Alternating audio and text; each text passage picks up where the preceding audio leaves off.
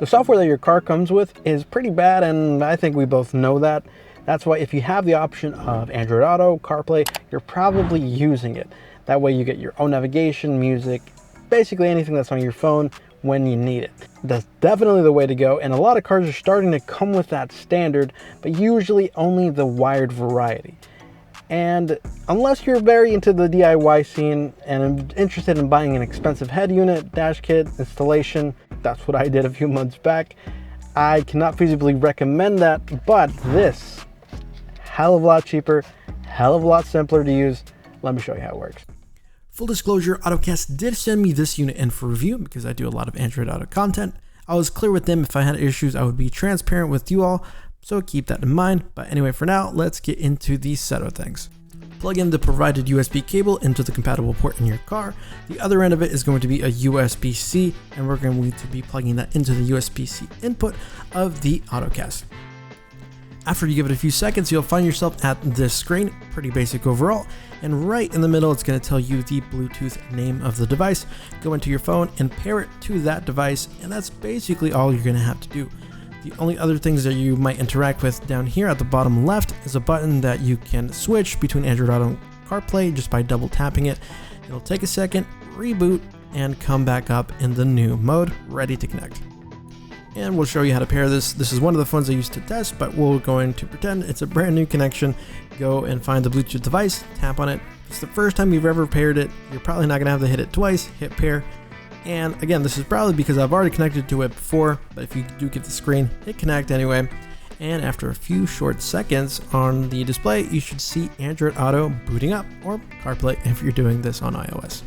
After that, you're basically done and you have Android Auto or CarPlay completely wirelessly, no cables to be seen, and it's just so nice. It's basically identical to what you would expect if you had a wired connection, with one small exception that I noticed.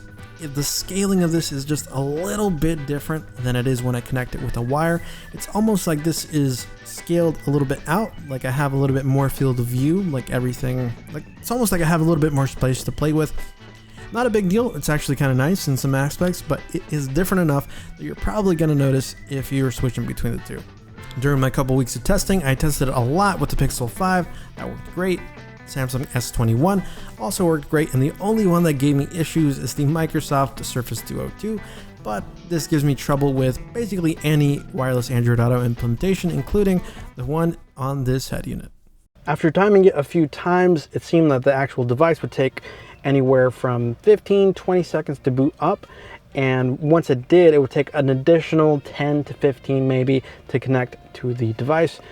I tested this obviously on Android, but I also tested the CarPlay part of it on an iPhone 13 Pro, I believe, and that was again very similar, connected very consistently. I think I only had a singular time where it rebooted on its own, and that was one of the first times that I set it up. But one of the instructions does say that you shouldn't bother updating the firmware unless it's absolutely necessary if you're having issues.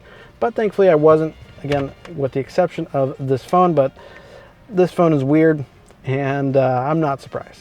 The thing that impressed me the most about this thing, especially having experience doing DIY solutions, is how consistently this connected every single time at about the same speed every time.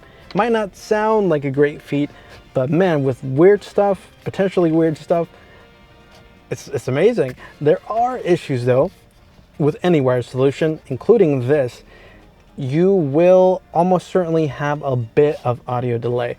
What I mean by that, if you're listening to music, you hit the pause button in Android Auto or CarPlay, you'll still hear the music for a couple of seconds potentially before it actually pauses. That's because since it's wireless, there's more chance of delay being introduced there. If you're wired, every single time you hit the pause button, you will pause immediately. But since it's wireless, there's just a little bit extra delay. It was a lot better on my Pixel 5 than any of my other devices. The worst one was the iPhone 13 Pro, and that one got delayed by as much as like 2 to 3 seconds. Not the end of the world, but something that you will definitely notice. One thing to note is that this might not work well with third-party head units. Happen to work perfectly fine with my setup, but your experience might vary. If you have any questions about this, leave them in the comments. I'm also going to leave a link down below in the description to purchase this directly. If you do it through that link, you're going to get 10% off. I'm going to keep using this for a while in a different vehicle, so keep an eye out for a pinned comment in case I start to develop any weirdness. I'll definitely leave it down there.